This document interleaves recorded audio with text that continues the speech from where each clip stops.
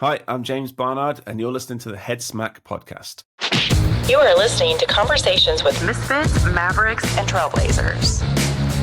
Hey, welcome to the Head Smack podcast. My name is Paul Pavoni, and I'm excited to have another conversation with a misfit. James is an award-winning logo and visual identity designer, educator, international speaker, and owner of the logo design studio Barnard Company. James splits his time between client work and design education. His content, which he shares with his 1 million followers, focuses on how to be a better designer, navigating your software, and plus the common pitfalls of the logo design industry. James, how you doing, man? Very good. Who are you calling a misfit? Honestly, cheeky bugger. Thank you for pronouncing my name right. Barnard, well done. Everyone says Bernard. Yeah. It's Barnard. Well done. Nice job. Yeah, I think I said it when I first met you. I think I said Bernard, but then I got the hint. You got it.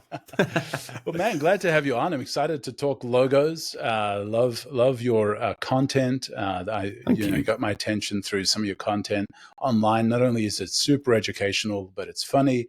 It's a lot of fun. Looks like you're having fun doing it. And so, tell me a little bit about your origin story. I like superheroes and stuff. And I love hearing people's origin stories, and I love hearing how they got to where they're at. So share a little bit about James's origin story. Yeah, sure. So I'm from the UK, but I live in Australia now. We'll get onto that, I'm sure. In the UK, my first graphic design role was a sort of junior design position in the publishing industry. I used to work in magazines. So my first job was for Runner's World magazine. And I used to design all of their sort of online advertorials, email newsletters, flash adverts, all that kind of thing. That's how I kind of cut my teeth.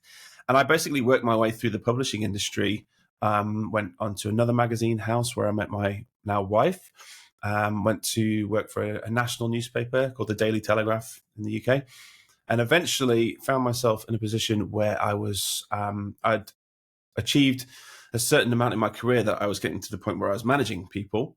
And my last full-time role was head of digital design. So I had a team underneath me, which I loved. And I loved actually, mentoring them and guiding them through, this life as a graphic designer. But ultimately I found that I was doing less and less of the design work, which I really didn't enjoy. I actually liked being sort of hands-on. So the creative director role really just wasn't for me. I didn't enjoy it at all. So I left I basically went freelance to try and find, while I was trying to find another full-time role. And while I was freelance, realized this is awesome. This freelance life is brilliant. I can kind of pick my own clients. I can work for whoever I want. I can take a nap in the middle of the day if I want to. And so that was 10 years ago. And I've been freelance ever since. And we moved to Australia about 4 years ago. I really started firing on all cylinders with the logo design side of things. So I niched down into that.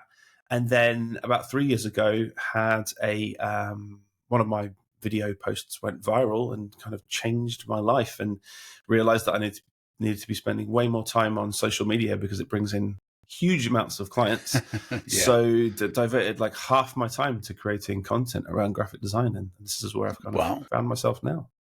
Well, what's interesting is, and I like to ask this of designers especially, and those who enter into marketing and things like that, usually as a kid growing up, you're not really aware of graphic design. Like, you might be creative, you might be a doodler, you might be, an artist or whatever. When did you discover the idea of graphic design?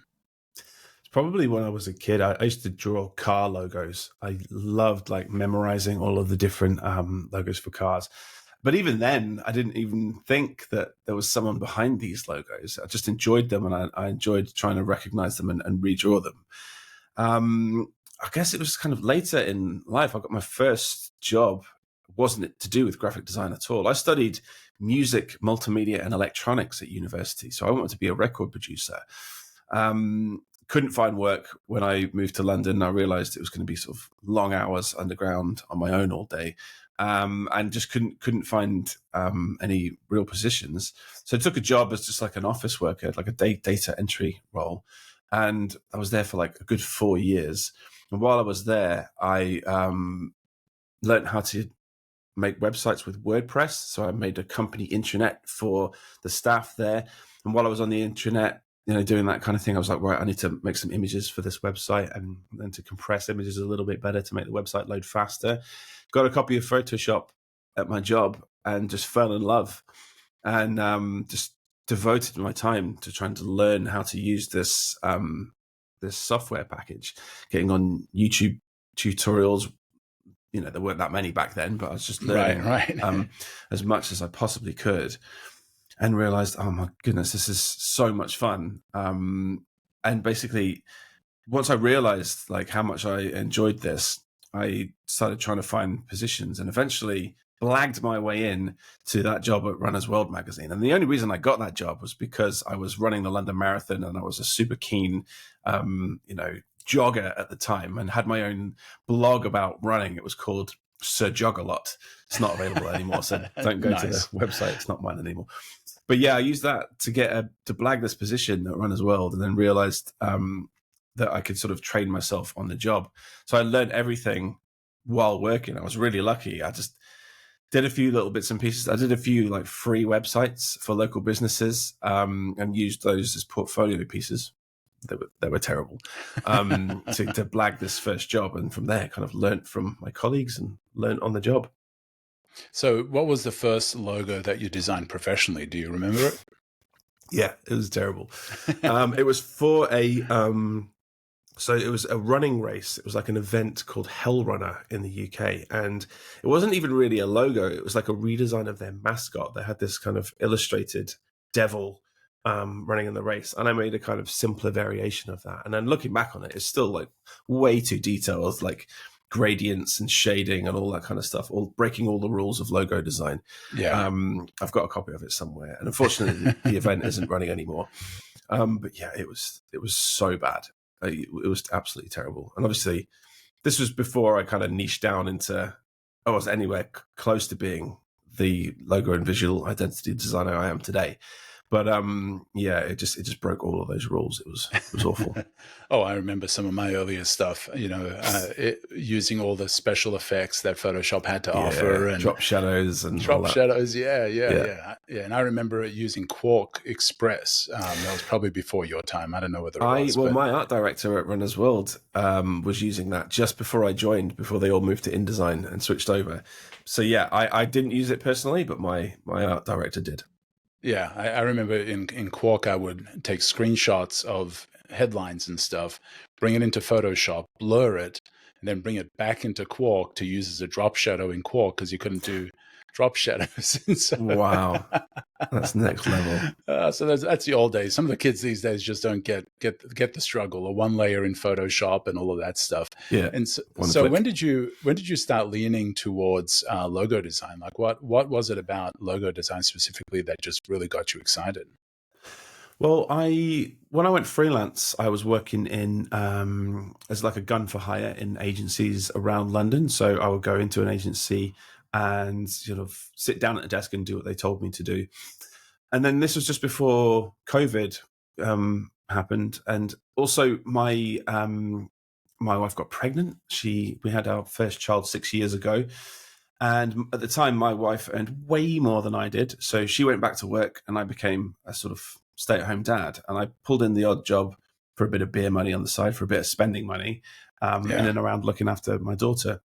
And so while I was at home trying to pull in more clients directly so that I could actually do more work at home, I got deep into like Christo's content, from the future, and learned about like the business of design and how to sell my services a little bit better.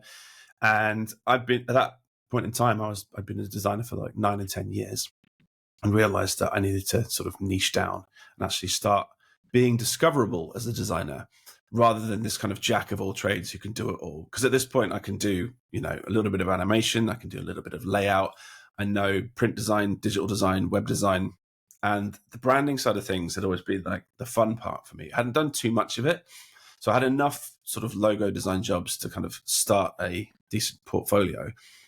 And I made the decision to kind of fire all my retainer clients that I had on doing work that I just was not enjoying.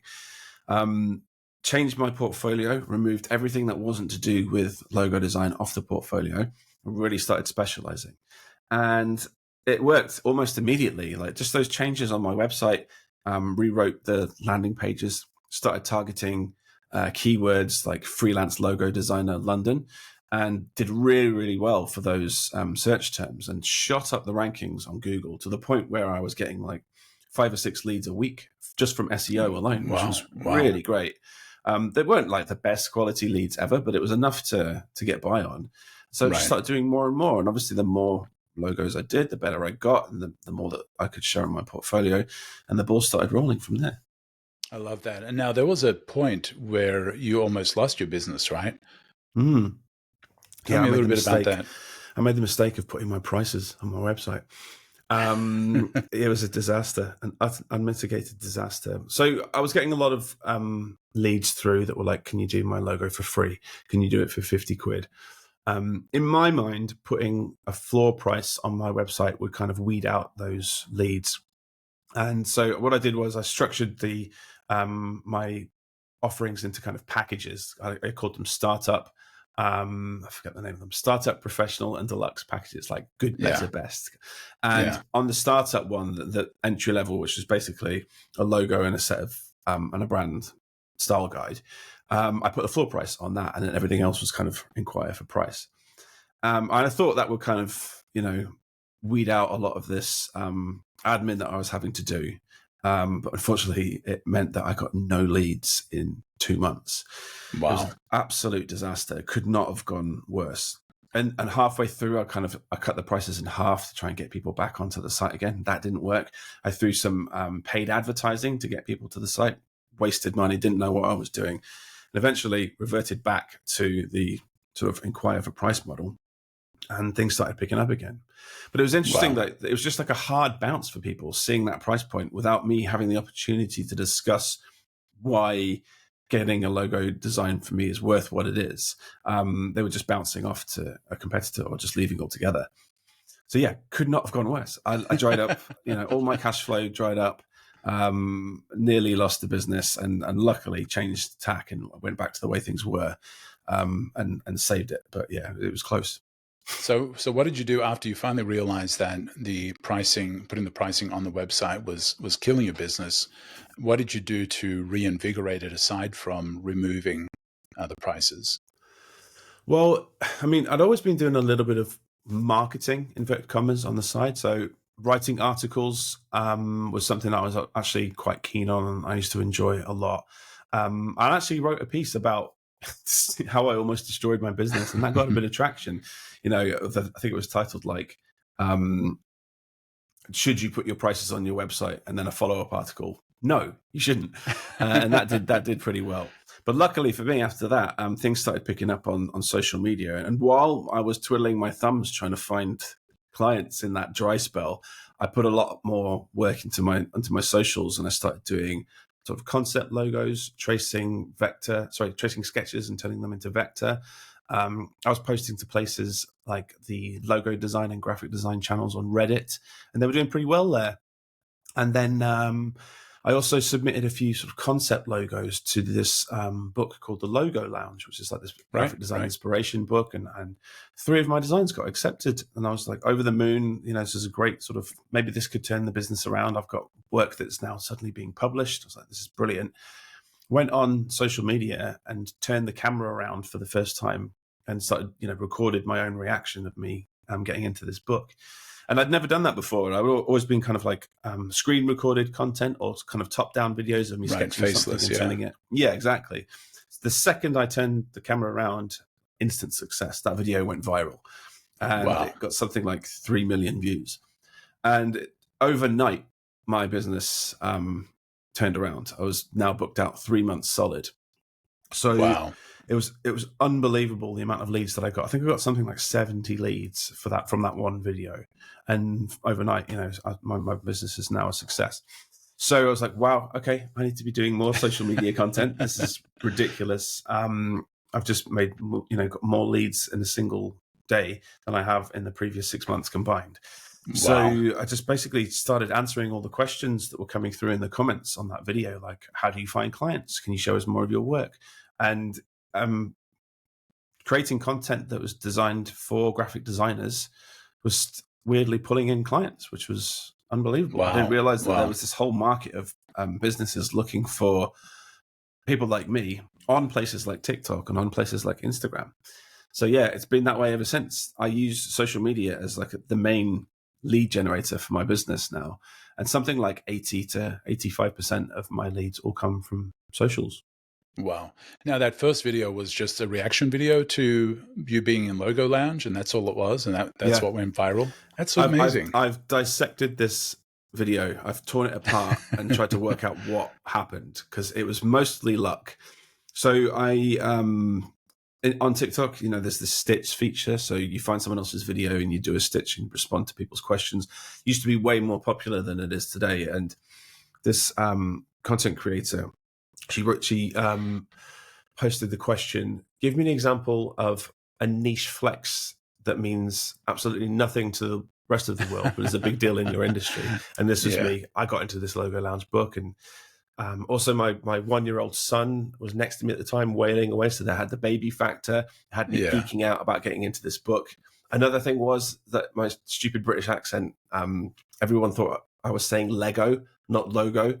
So everyone stayed around to the end to wait for these incredible Lego designs, and got really disappointed at the end. Yeah. So there was a lot of luck there. But yeah, just basically being genuine and geeking out about getting into this book was cool. And then everyone then went to my profile to try and find the logos that got in, because I didn't mention them in the post.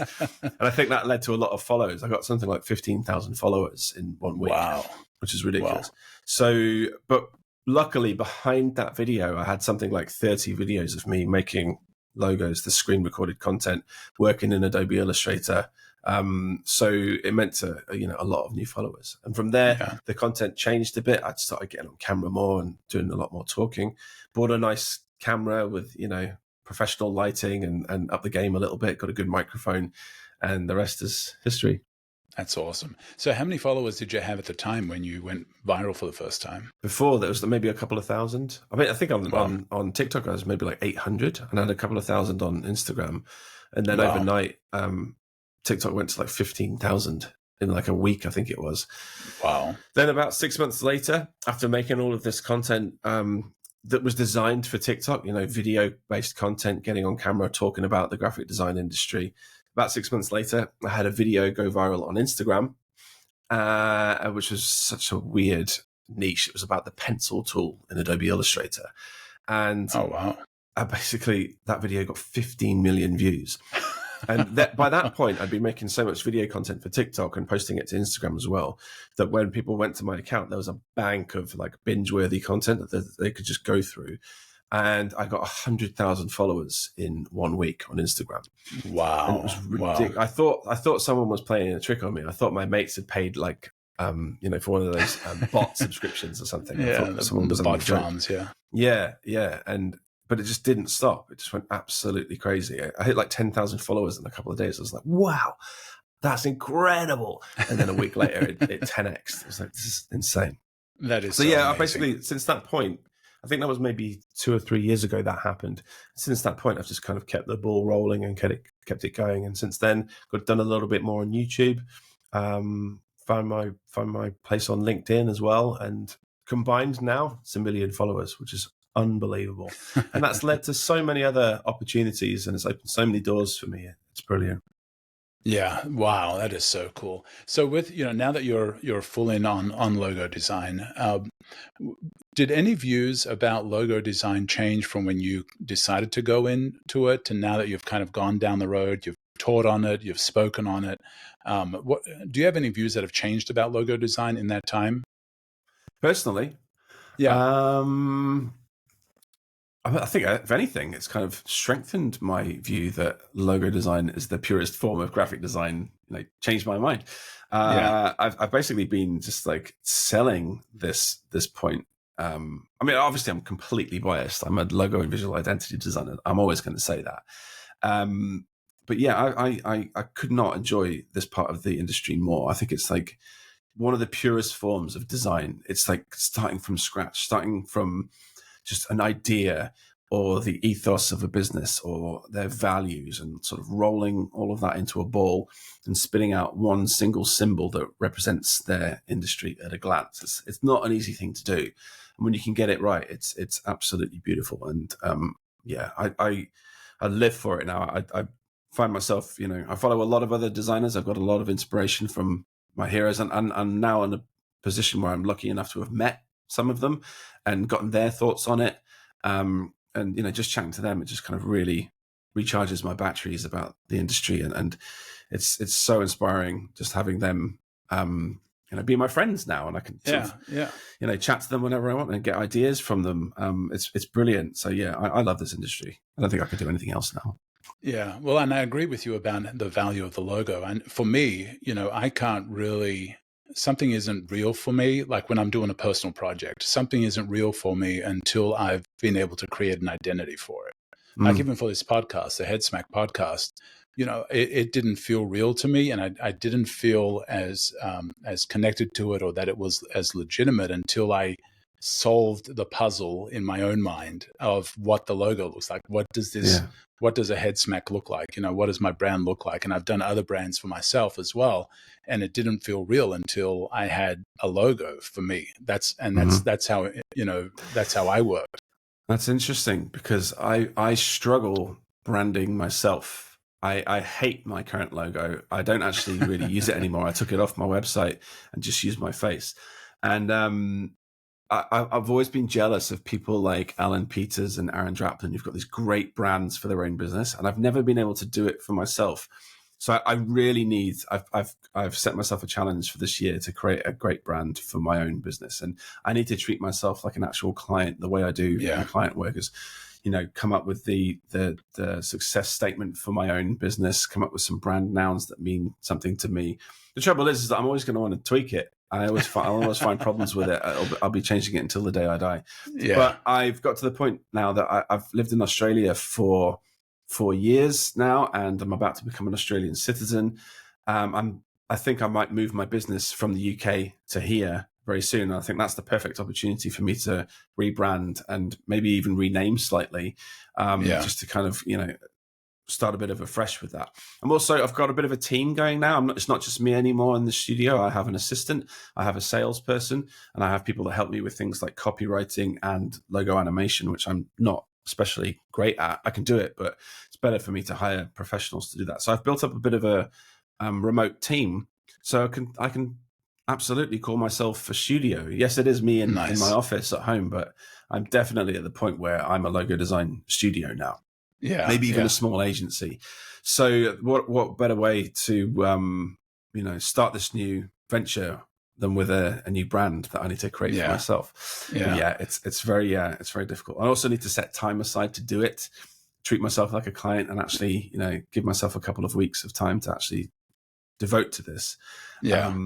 And once that's done, there's so many things I've got in the pipeline that I can do. I can get merch done. I can do t-shirt runs. I've got a wooden sign maker on retainer right now, ready to make a sign for my office. I just need a good logo to go with it.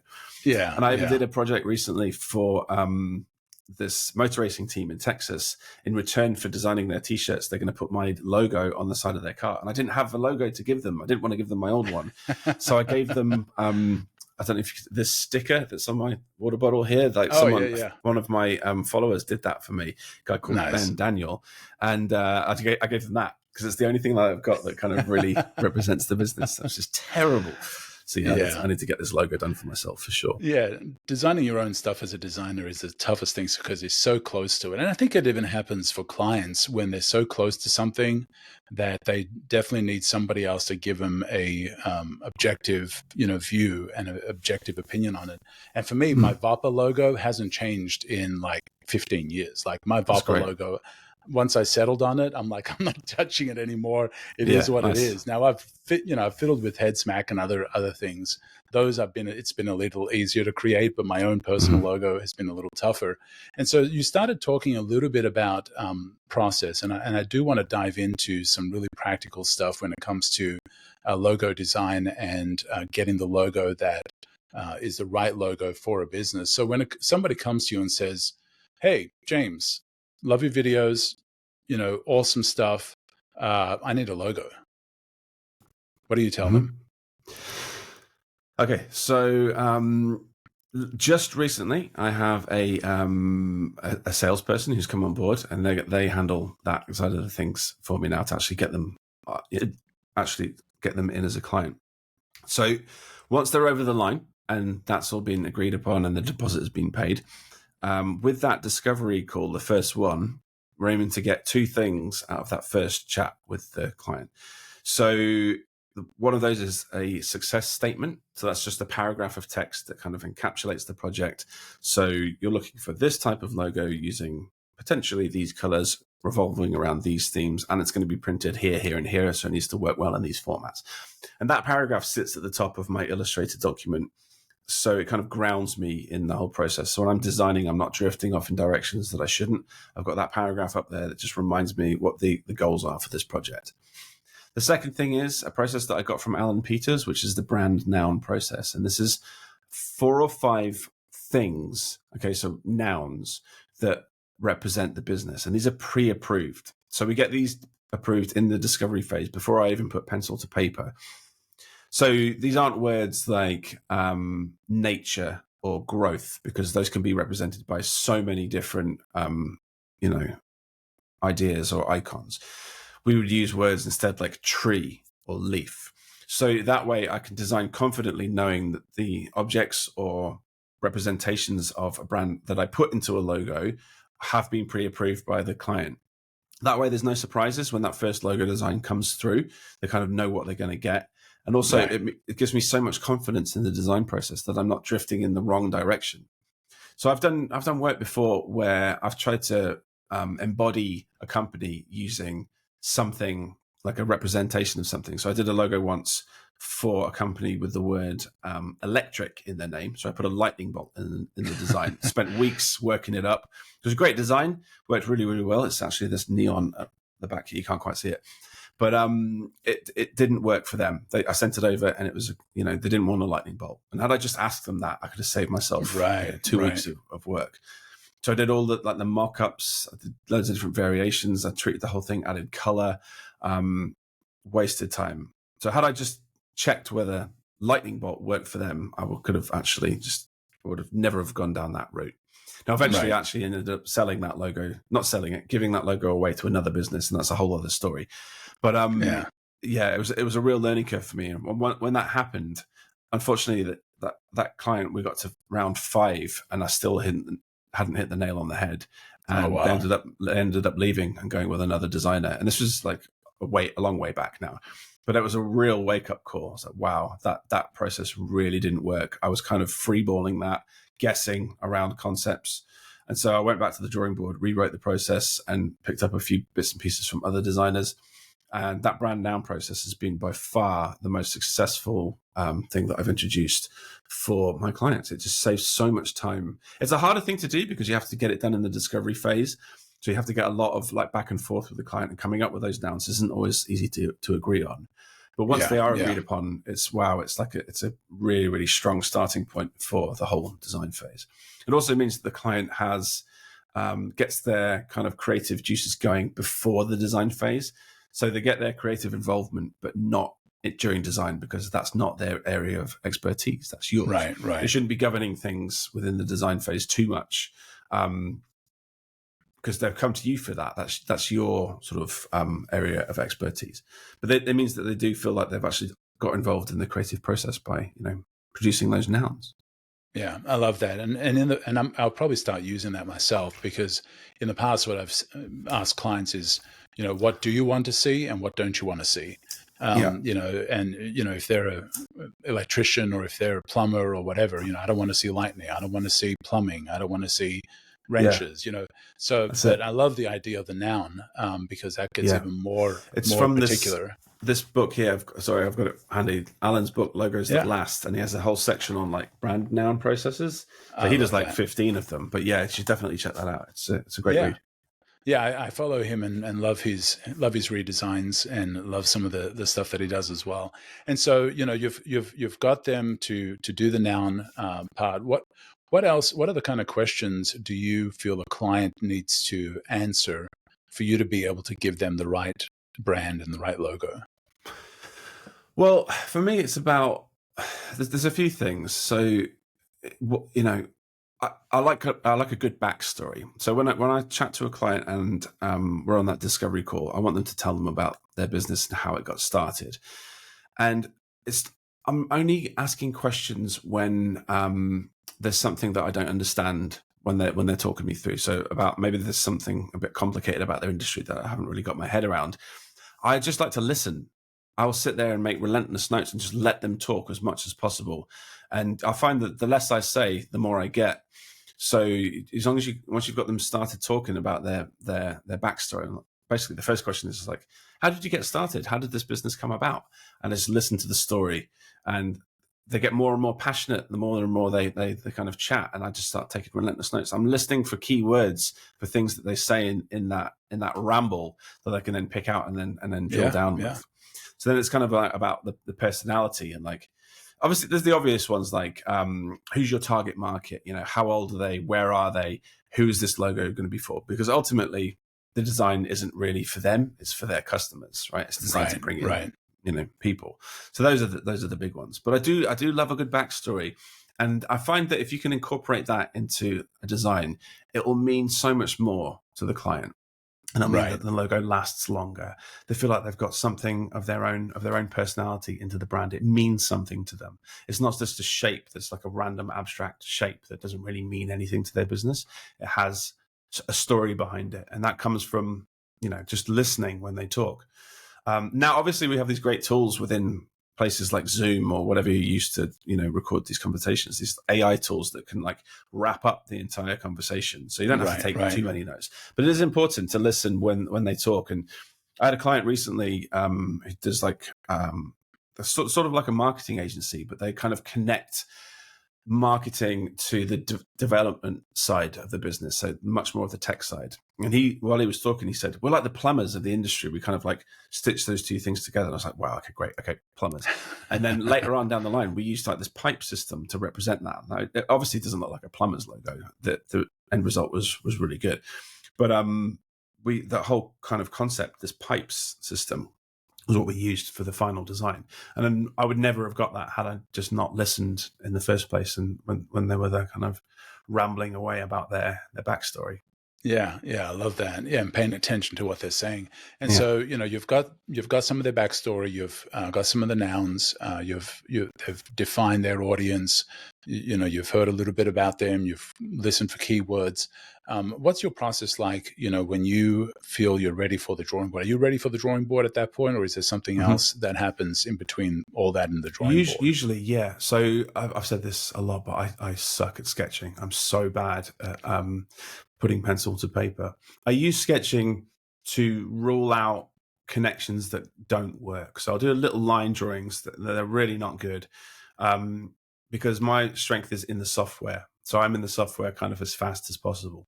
So what I'll do is I'll take those brand nouns and I'll have them printed out on a sticky note on my desk. I'll just start like drawing out simple abstract variations of those brand nouns, and then looking for connections between two to see if I can smush two of them together to create something new.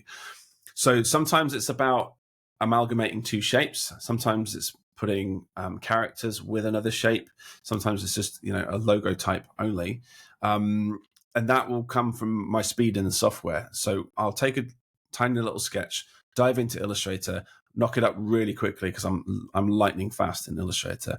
If it doesn't work, back to the sketchbook and start again. So that's my process. I kind of iterate back and forth between sketch to software really, really fast. I'm not tracing in Illustrator. I'm recreating as fast as possible. And when I see something that kind of starts working, then I'll start trying to refine that within Illustrator and duplicating my objects and working down to try and drill down to that final point. So when it comes to actually presenting to the client, I actually present one concept. So I've chatted with a lot of other designers about this process. Some people present, 2 or 3. Some people present 9. Some people present 15. Wow. I do one. But because of this sort of brand noun process, I know that the client is going to like the idea because I've used their pre-approved nouns within this process. So I will go to town with this first presentation. I'll do a full mock-up also in that discovery call, I'm asking where this logo is going to go. So if they say things like on t-shirts, on the side of my car, on the side of my building, all of those mock-ups will be in the presentation. And if I can find imagery from their website or a picture of them from social media, I will mock the website up onto a picture of them or onto the side of their actual building or onto a product that they might have, using my old skills from back in my Photoshop days to bring that to life. So I have a couple of courses on this. So I have an Illustrator, a logo design Illustrator course, but I also have a course around making your own mock-ups in Photoshop, because I believe that's such a powerful thing to do when you can show to your client that it's working in their business. If they're doing something like a rebrand, or if they're starting, a new business, take a picture of their office, remove the old logo, put the new one in place, or find a picture of them wearing a t-shirt, remove the design from their t-shirt and put a logo there. It sells it in so much better, to the point where I've started to get work signed off first go quite a lot of the time. I don't want to say a statistic on that, but it's like more than half of my work gets signed off first go. So that's brilliant. And if that happens, that allows me to get a lot more work through the door. And if it doesn't happen, if they don't like the first one, we have rounds of amends built into the project to actually get that to completion. Usually 3 rounds of amends, and very rarely do I have to go back to the drawing board. It'll usually be like tweaking something within the design, because that process beforehand is kind of guaranteed that what comes out, they're going to actually be aligned with. Yeah. If you're a designer, I hope you're really listening to this, because this is some gold when it comes to how you're doing logos, how you're doing brand. Listen really well to the client. Because if you don't, then even if you do the mock-ups, and I call them sometimes fake makes, but if you do the mock-ups, they're not going to like it because you haven't listened. You've totally missed the mark. So, really listen to the client, get those nouns, get the backstory, understand who they are, do some strategic thinking behind it. And then you create the logo, and then the mock-ups. I can't emphasize how important doing those, mock-ups is, because it allows a non-creative client visualize the logo. If you just email it to them and say, hey, here's your logo, they're looking in the context of maybe their phone, in an email amongst, they've just had to deal with something with HR or some other thing or whatever. And suddenly they get this email with a logo. It just does not present as well. So I love that that's part of your process. And if you're a designer, listen to this, really pay attention to that. And I encourage you to get James's course on creating those mockups as well, because that'll take you to the next level. And so when it comes to a company coming to you and saying, I think I need a rebrand, who would you say needs a rebrand and who doesn't need a rebrand? Depends, doesn't it? Most of the clients that come through to me are businesses that have done really, really, really well for themselves. I've got to the point where they're starting to deal with more higher paying customers, or their logo has more touch points, and the old design isn't standing up in this new world. So they've created a design that isn't versatile, doesn't work well in one color, doesn't scale down well. So when you print it on, like embroider it onto a t-shirt, is too detailed. Those are the kinds of clients that I get. They've got to a point where their business has gone well, but the logo is making them look cheap. So yeah, that's kind of where I can come in. I can upgrade almost what they've got existing. So yeah, it's a lot different, and most of the time it's because they're not proud of the design anymore. They've done it quite quickly at the start of their business, and now they've got to a point where they're trying to bring in bigger clients or more higher paying customers, and they hand over a business card with their old logo on it, and they're embarrassed, and they can feel it every day. They want something new and something that they can be proud of, and something that means something to them. So that's kind of like the majority of my customers will come from. And then usually the rest of the customers are kind of like new startups, people who are actually just like getting going, or maybe got a little bit of investment and they can afford to actually hit the ground running with their company and with a great brand from the start. So yeah, it's a bit of a mixed bag. And sometimes I'll deal with customers that have really, really sort of old brands, have started in the 60s or 70s, and the design was has a lot of history behind it.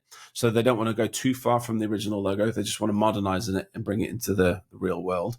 And, you know, a logo from the 70s that was quite detailed and worked at the time now doesn't work in an app icon. So you need a variation that is, you know, scalable and actually modernized and can work in today's world. So those are the kinds of clients that I deal with. Draplin would like those logos, but yeah, exactly. Yeah. So you know, say somebody comes to you and they've, you know, they went with Fiverr. They got a Fiverr logo. What are some of the things that they need to understand when it comes to a logo that lets them know they have a bad logo? Okay, well, so Alan Peters said this best: simple, memorable, and unique is directly from the horse's mouth there. I think you can't put it better than that. If the design has too much detail, it won't scale well. It won't work in a very, very small format. And you've got to think about things like the app icon. You've got to think about how this logo is going to look when you put it on the side of a pencil, or in the favicon, the tiny little thumbnail that comes up in your browser tab. If it doesn't work there, it's not going to work in the real world. So the first thing is, like, does it scale well? Is it simple enough that when it's in a tiny, tiny format, can you still see it? Does it work well in one color? So when you put it on a black background and turn it into white, does it still work? Do you have a variation that inverts? Do you have a variation that's going to work well when you put it on a trade show banner next to a bunch of other logos in white on black? Is it going to stand up next to them? And then, you know, there's all sorts of other, you know, rules and regulations around design, which is why you come to people like me. I don't want to give them all away. But yeah, when you find that you're printing it and there's difficulties with printing, you can't get it embroidered because it's too detailed, or there's too many colors, or there's like gradients through the design and you don't have a variation that works in one color, that's when you need to kind of get a good designer on board. So yeah, and then the other thing is kind of, you know, versatility. Do you have different variations of the design? So rather than just one single logo, do you have a system that you can use in different formats? So from the very, very small to blown up on the side of, you know, an advertising billboard. You can't just get away with one logo anymore. You need like a responsive system that actually scales so that you've got all these different formats that you can use in different circumstances. Yeah. And if all your designer gave you was a JPEG, you're in trouble, because it's not going to scale. And I've actually had a client that came to me. He's like, yeah, well, I got from the designer was a JPEG, and they've used that on everything. I'm like, you need to have that vectorized. And like, well, the designer won't vectorize. They created in some app that only creates exports in JPEGs. Right. And so definitely, what's that? That old chestnut. I've heard that a million times before. Yeah. And so definitely make sure that, you know, when you're working with a designer, that you're getting all the files that you need, you know, and as James has mentioned, the reversed out versions, the versions that work for favicons that, you know, it might be slightly different from the main logo proper, but it's a version of it that is still on brand that scales to that size. So you'd mentioned that you also do, beyond the logo design, you do visual identity. What are some of the elements that a business needs to consider when it comes to a complete visual identity? Because the logo isn't all of it. What are some of the things that you recommend to clients that they need to also consider? Well, I guess, you know, when I send a logo over to a client, I am testing it in a few different formats to see what else is needed. So let's say your website, for instance, you can't just have a website that is just your logo. You need styles associated with that brand. You need decisions on which typeface to use for headlines and body copy. You need a style for your call to action. How do you treat it? What colors are there? When you hover over the call to action, what happens? So that's just the website. And immediately there's 10 things that you need, like background patterns, colors, treatments, that kind of thing. So a logo alone doesn't kind of cut the mustard. You need a system to go with it, and you need a way to use that logo in the real world. So a lot of the time when I'm doing like a brand guidelines document, I'll have a page in there that says example artwork, and you'll have things like your background patterns. You'll have like a t-shirt design. Maybe if you've got a product that's actually sold, I'll do a packaging design for that as well. So it's, you know, it's more than just that JPEG. It's all the bits and pieces that kind of go along with it. So the second you start designing something and it's just a logo, it's like bare bones, you realize pretty quickly, okay, we need all of these different decisions kind of governed for us as well. And that's obviously where the brand guidelines document comes in. So how to, which colors you're allowed to use with the design, which logo can you use on which background and in which color, and are they contrasting enough so that they can be, legible? And then, things like background patterns, the different typefaces that you're allowed to use with the design. And if you're going to go into like web design as well, all of the different styles that are associated with that web design. So when you explain that to a client, and they say, well, why is that important? Why do I need to consider all those things? Can't I just have a logo? What do you tell them? Well, I mean, it depends how design savvy the client is, really, doesn't it? I mean, you could just give them an example, say, okay, well, just use this logo and just see what happens. Immediately, if you start picking loads of different colors and using loads of different typefaces with the design, it's not going to look harmonious.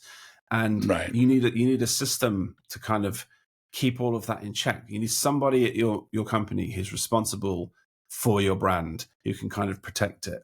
Without it, it's not going to feel harmonious. Your logo could sit on a piece of artwork with loads of other different styles, and it's not going to feel like your brand. It's about like a harmonious feeling. When you look at something, right. It's got to feel like your brand. Now, a lot of that comes with association. Over time, people will attribute your brand to that visual style, but it's got to be consistent from the start. Because if you're not consistent with it, you could start drifting off in loads of different directions. And then when people won't be able to like recognize your artwork or your brand from a distance or at a glance. And that's the aim of the game, is that kind of association with that style that becomes your brand. Right. And all of that stuff is so critical, because if your competitor can put their logo on your stuff and nobody notices, that's a problem. Then you really haven't clearly defined your unique brand to kind of stand out from the competition. And so, what James is saying is absolutely correct. You've got to look at it. You've got to look at the colors. You've got to look at the fonts, and you've got to nail it down with a brand guide. Because, what will happen, and I've seen this happen, is, if you give it to another designer to create social media or whatever else, you're not using James for whatever reason, and that designer is going to want to freestyle a little bit. I've seen it happen. Yeah. They want to add their own flair to it, and sometimes what ends up happening is fracture. Right, and so they add their flair, and suddenly the logo is starting to break apart. It's no longer consistent. Right. And so having, like James had mentioned, the brand guidelines and defining a lot of those things makes a big difference in having a brand that's unified, and you start building equity in it, right? Yeah. You need somebody at your company, even if it's just you, who's going to be responsible for making sure that this brand is protected. So I designed my wife's company's logo for her. I redid it recently.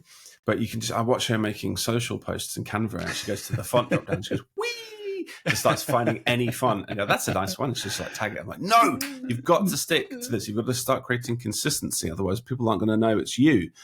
So even as the CEO of her own company, she's still doing it. So, it's so important, but you need someone in your business who is the brand ambassador, the champion, find out who that person's going to be. Because it can slip away from you so quickly. The wrong font choice here, or someone squishes the logo, or someone changes, takes the logo that's designed to be used on a light background and just adds a white color overlay to it, and it inverts the wrong way. So it happens all the time, especially with logos that use a lot of shadows and highlights, and people just invert them and expect them to work. It doesn't work. Like I see that with the Premier League logo, which is the lion's head, and they have a variation that works in the reverse format, but you see it all the time. You see the dark version, and people have just put a white color overlay on top of the dark version and printed it wrong, and it's inverted. It looks weird. The shadows are in the wrong place, and their eyes are bright white. It's like it's totally wrong. So even places like that, they get into trouble as well. So it's so important to have someone who is responsible for protecting your brand in your business. Right. And that also starts building equity in your brand, because, when people start seeing a consistent logo, it's no longer each piece having to work on its own. It's kind of working in unity with other things that they've seen of your brand. And so if you Mm, use a certain color consistently, then it starts building equity in that brand color or the brand right. font or whatever style. And so as opposed to every single piece having to kind of live on its own power, right? hmm This is one of the reasons why creating a timeless logo is so important, is because you want this logo to really stand the test of time so that your brand has the chance to build that equity. If you're having to change your design every year or two, if your design follows a trend and suddenly that trend isn't fashionable anymore and you have to change it, you're going to lose all that equity that you've built up within that design. So that's one of the reasons why people come to someone like me, is to get it right from the start, so Right. that you're building that equity from day one of your company, and you have all of that time behind all the work that you've put into it is still associated with that first design that you did. Right. Well, and that's the value of going to somebody that knows what they're doing, like James is they build for the long term, not just for the trend. Because at some point the hipster logo is no longer going to be cool. At some point, the gradients and the shadows and the bevels and all that won't be cool, and you suddenly start looking irrelevant. And Mhm. so building for longevity is definitely a key to it. So when it comes to so you've created the visual, you've presented the logo. Is there anything else that a brand needs to consider when it comes to creating that visual identity? Is there anything that we've missed? Um, I mean, it's not just the visual identity that goes with that brand. There's a lot of other things as well. It's like tone of voice, like who you are as a company. And unfortunately, that's not something I can help with my business. That creating that trust within a brand comes with what you do as a company and who you are, and how you speak to the world. Um, I just help with the kind of the visual side of things, which is A, with a great logo, and B, with the extra elements that you can throw in. So if I start a logo project with a business, I use the logo as the start point of that sale, and that's how I get clients. They find me because I'm known for the logos, but I can help with other things as well, and that is like the extra bits and pieces, like all of the background patterns and repeating patterns that you can provide. Designing the website, animating the logo, custom typefaces, that kind of thing. We can help with all of that. So for me, logo design is like the lead generator, and then the other services is like the kind of like the bolt-ons for a visual identity project. And so, now that you've got 1 million followers on social media, what are some of the things that you've tried on social that haven't quite worked? We heard about the stuff that did work. What are some of the things that didn't work, and what are you finding that's working better now than it has maybe in the past? So my content is for designers predominantly, but my secret audience is clients that want a new logo design business. Okay, so I'm aiming to set myself as the expert in my industry. So by teaching other designers about this world, and specifically about like software packages, and like tips and tricks in packages like Adobe Illustrator, behind the scenes, clients are looking at it going, who's this guy teaching other designers? Maybe we could just go to this guy first and foremost. So just giving value is what works on social media. It doesn't matter who it's for, really. As long as you're sticking reasonably within a niche, that kind of works. What I found doesn't work is when I drift away from that niche and I stop talking about the things that I'm known for. People don't really tend to care. And I saw this great talk by a lady called Karen X. She's got like millions of followers. She did a talk at Adobe Max, and she did this great speech called "One for Me, One for the Algorithm." So make content that you like making, and then make content that you kind of know will go viral, and mix and match that kind of stuff so that you kind of feel happier about what you put out into the world. Because if you just make like viral based videos all the time, and for me, that is a bombshell software trick set to an absolute banger of a track with no dialogue. Those do really, really well because they're not dependent on language. It's just a very, very visual thing. But I can't do that all the time because those are kind of like glamorous tips and tricks that are kind of they don't really help people. You know, it's like a little niche fun thing that might be handy for one or two people. When I get on camera a bit more and I talk more about the fundamentals of design, or how to be a better freelancer, how to speak to clients, those don't do as well on the kind of popular side of things, but those lead to more followers, because when a viral video does come in and lots of people are suddenly on your page and they go through your content, it's not just cheesy videos of you like pointing at the camera and sticking your thumb up, which I'm kind of known for. It is actually, there's some value behind there as well. And that's what leads to the follow, is actually having something to say and actually giving back a little bit and actually creating value with your content. Was there a tip that you posted that surprised you on how well it did? Yeah, the pencil tool, like how to manipulate paths with the pencil tool and like shave off edges and cut corners with it. When I found out about it, it was through a content creator called Abby Connick, and I didn't know about it either, which is why in that video that went viral and got 15 million views, it was partly to do with my reaction about like, what I didn't know what's happening here, and recreated it on my computer, and was like, okay, this is amazing. 15 years using Illustrator, how did I not know this? And that's kind of had the sort of funny side behind it, and really, really took off. But yeah, the ones that are really successful are the weird little quirks within software that you didn't know were there. Those kind of like hidden tips and trick videos, those do really, really well. Man, this has been an amazing conversation, and like your content, not only great for designers, but I think also great for people looking for help in branding, in logo design. And so I encourage you to reach out to James. And James, if they want to get a hold of you, what's the best way to get a hold of you? So my website is barnard.co. So you can see my my work there. And there's also some great resources for designers on there. I've done a bunch of live streams with people like Adobe, so you can kind of watch how I work. And then on that page as well, there's a few of my courses. So I've got an Adobe Illustrator course. I've got a Photoshop course. I've also got a course that is like turning from brief to brand, like the full process of logo design. You can check that out. And then on my socials, it's at Barnard Co on Instagram, TikTok, YouTube, and you can find me on LinkedIn as well. Definitely encourage you to check out James. Really amazing content. I follow him across most of those channels, and always enjoy his videos. Very informative, great tips, stuff that I've been using. I've been using Photoshop and used freehand before Illustrator took over.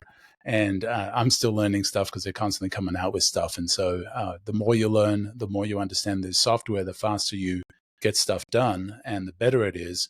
And the more work you can get done and get out of the way. So James, what's the final thing that, a question that maybe you wish I'd asked you, or one final thing that you want to leave with? Wow, wasn't expecting that. All right. Let's give a piece of advice to new designers. I always like to give back a little way if I can. One of the best pieces of advice I got from my one of my first art directors was, be prepared to defend your work. So whenever you send over your design, don't just send it over with a little paragraph or maybe just a sentence or a rationale about why you've chosen that route. It kind of preemptively answers the questions that they might have about it. And that helps a lot with feedback. But it also helps while you're designing. So instead of every time you add something to a design, like if you add like a border color or a new typeface or a drop shadow here or there, think about how you'll defend that when you get questioned on it later. And if you can't defend the decision to do it, don't do it. It leads to much less cluttered work. It means to work that you're proud of. And when those questions do come through about why have you picked this color, why have you picked this typeface, you'll have an answer for them. And that'll give confidence in your design. You'll get less kind of subjective feedback that way. That is awesome, man. Well, as I say, one good idea, well executed, can change everything. And James has shared a lot of great ideas and a lot of great ways for you as a client to consider when it comes to your brand and your logo, as well as if you're a designer, on how to serve your clients better. And so thank you very much, James. This has been amazing, mate. No problem. Thanks a lot. Lovely to meet you.